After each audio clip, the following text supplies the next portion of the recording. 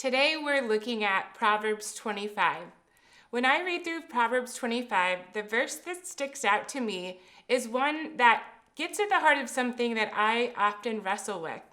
What do you do when you want to be included, when you want to be seen, when you want to be given an opportunity or to be noticed, when you want to be recognized for your gifts and abilities, but you simply aren't getting the opportunity?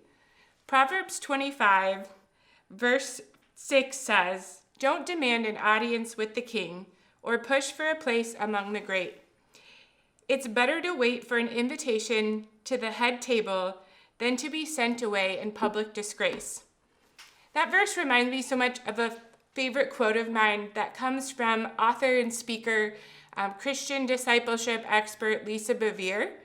And she says, "Don't force yourself into the places where you want to be, but don't hide from the places where you belong." And it's so easy in our culture to think, I should be noticed. That's our whole way of living right now, is to put ourselves out there on social media. I hope you notice me right now. And to want other people to notice us, to give us attention.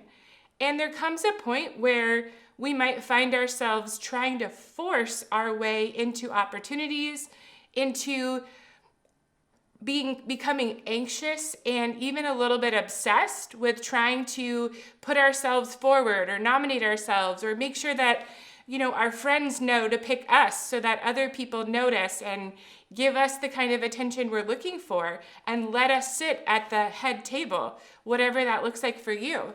But what I see in Proverbs 25 that helps me settle down, take a deep breath, and evaluate where my heart is I see a proverb that is focused on learning how to become someone who's living from a pure heart.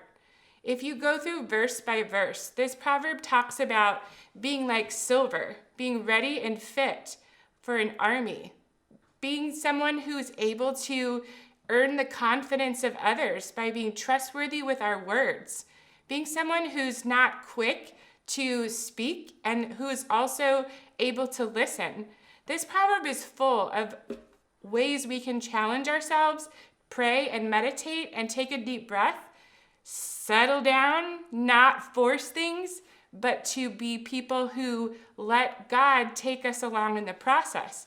God is a God of process, and unfortunately, it's not a microwave. It's a process of purifying our hearts. It's a process of refining us like silver and gold. It's a process that, if we follow it and submit to it, that will give us a pure heart and eventually lead to the opportunities we're looking for if we submit ourselves and our heart to the Lord. So I encourage you today, whatever it is in your heart that you're wanting, if you're wanting to be noticed, if you're wanting an opportunity to speak, to write, to be promoted at your job, to be included in a group, or to be seen as a leader, or to be given an outlet for your creativity, do not force it. Submit your heart to God and focus on building the private life that no one sees, and wait for God to invite you to His table, because He prepares a table for you.